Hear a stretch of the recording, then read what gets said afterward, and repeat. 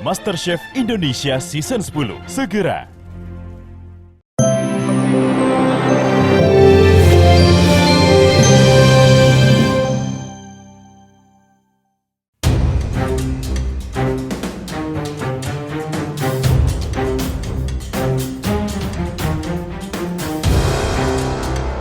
Posan Tobing, produser musik sekaligus drummer, tersulut emosinya lantaran kata-kata mantan rekannya di band Kotak, Sheila, yang lebih enjoy bertiga ketimbang harus menambah personil baru.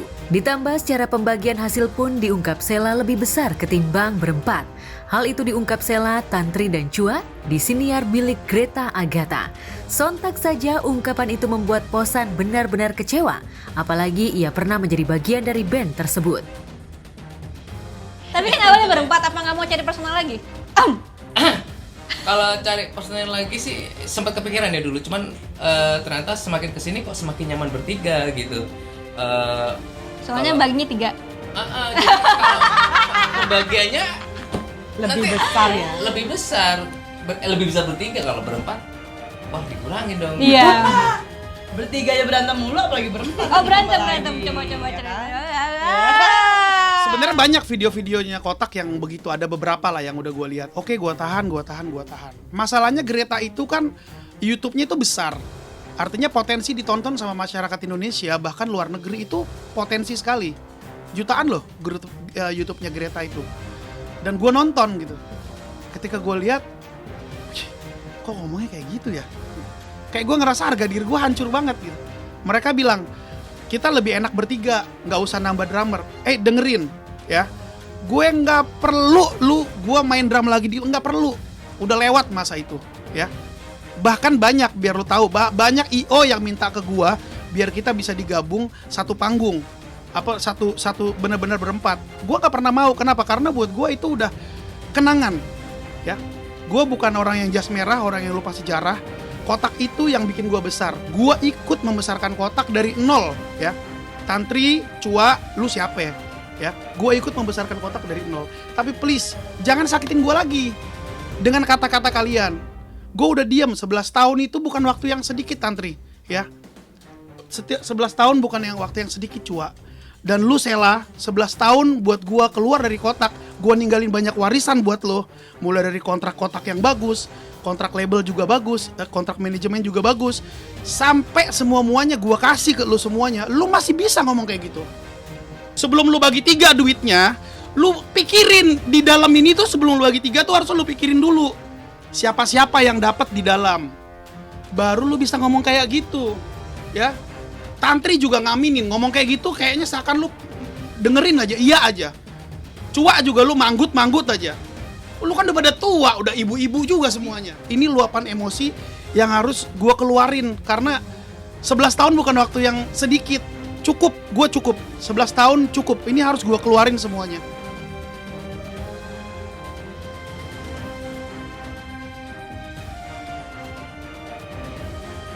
Posan sangat menyayangkan jika Sheila, orang paling lama di band Kotak, justru mengeluarkan kata-kata yang tak semestinya. Apalagi perkataan itu diungkap di salah satu podcast yang tentunya membuat semua warganet tahu. Selama 11 tahun Posan memilih diam, tapi nyatanya perkataan Sheila itu justru mencederai dirinya. Dan lu Sheila, lu harus bikin perhitungan sama gua. Lu satu-satunya founder Kotak di sana. Ingat, di luar ada founder Kotak masih 3 orang ya. Ada gua, ada Ices, dan ada Pare. Lu harus bikin perhitungan sama 3 orang ini, Sheila. Lu jangan makan sendiri ya. Lu inget omongan gua, lu jangan makan sendiri. Inget, nama Kotak itu siapa yang bikin? Nama Kotak itu yang bikin bukan lu. Nama Kotak itu yang bikin namanya Pare, vokalis Kotak pertama. Inget, kerabat Kotak itu siapa yang bikin namanya?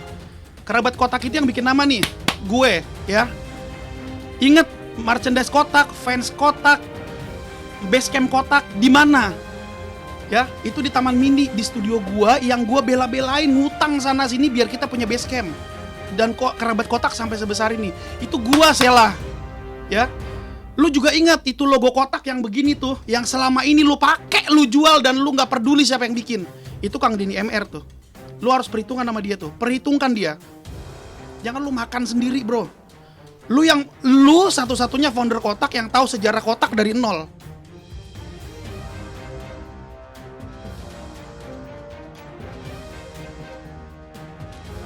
Keluarnya Posan memang sempat membuat publik bertanya-tanya. Namun kini perselisihan itu akhirnya terbuka. Keluarnya Posan itu diduga lantaran perselisihannya dengan Sheila yang merupakan pentolan grup band Kotak. Sejak dirinya memilih hengkang, pihak Sheila maupun Kotak sama sekali tak pernah membuka ruang islah. Dan gue belajar memaafkan setiap hari. Lu tahu Sheila, gue orang pertama yang WhatsApp lu ya. Padahal lu yang salah sama gue. Gue bilang, Sheila, sorry ya, gue minta maaf. Anggap aja gue yang salah, gue minta maaf. Oke, waktu itu gue ngomong. Tantri gue minta maaf. Anggap aja gue yang salah, gue minta maaf. Oke, dan gue maafin, hati gue mulai tenang. Tapi lu lukain lagi hati gue. Itu masalahnya. Jadi jangan lu anggap gue orang yang gak punya uang, ngemis uang royalti. Bukan, ini masalah harga diri. Masalah hak yang harus gue benerin dan harus gue kasih tahu ke masyarakat biar teman-teman band yang lain ya, terutama band-band baru ya, mungkin yang lain juga udah banyak yang tahu tentang royalti, tapi kan ada juga yang belum tahu. Ini pelajaran sebenarnya untuk Indonesia, musisi-musisi Indonesia. Bukan masalah uang bro, puji Tuhan gue masih bisa lah untuk makan, untuk biaya hidup, untuk semua anak gue sekolah, puji Tuhan gue masih bisa, untuk orang tua. Tetapi andaikan hak itu sudah pulang ke gue, dan itu kan juga hak daripada istri gua, anak gua, orang tua gua, anak angkat gua. Banyak yang harus gua lakukan.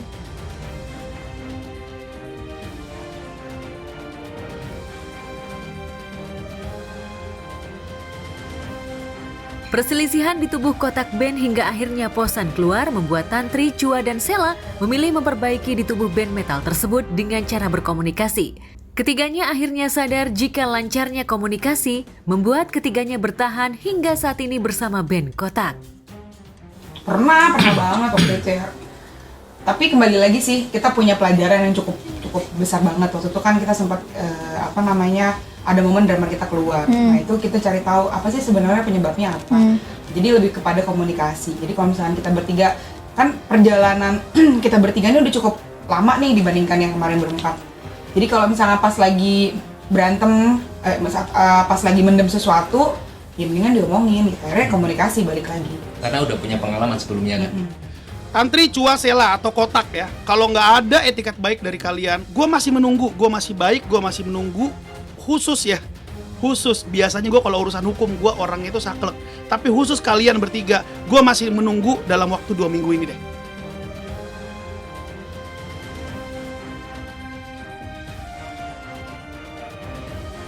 Posan sejatinya telah mengubur permasalahan yang terjadi.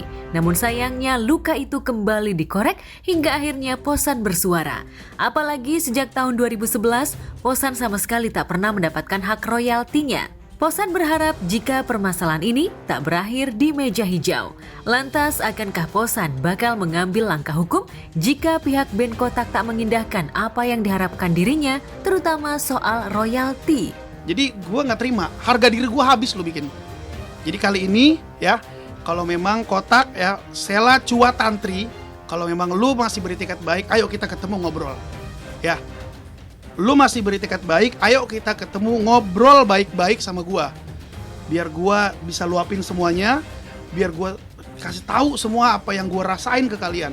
Tapi kalau kalian memang nggak mau ketemu gue dan nggak mau ngobrol baik-baik, oke. Biar pengadilan aja yang ngatur kita ketemuan. Bayangin, 11 tahun gue keluar dari Kotak, 11 tahun, setiap tahun gue harus membuka memori itu lagi, dan memori itu lagi. Coba kalau aku jadi kalian, pasti kan rasanya gak enak banget tuh, sakit banget. Dan kemarin pecah banget akhirnya, karena 11 tahun itu bukan waktu yang sedikit buat nyimpan rahasia. Dan gue takutnya sakit di gue doang gitu.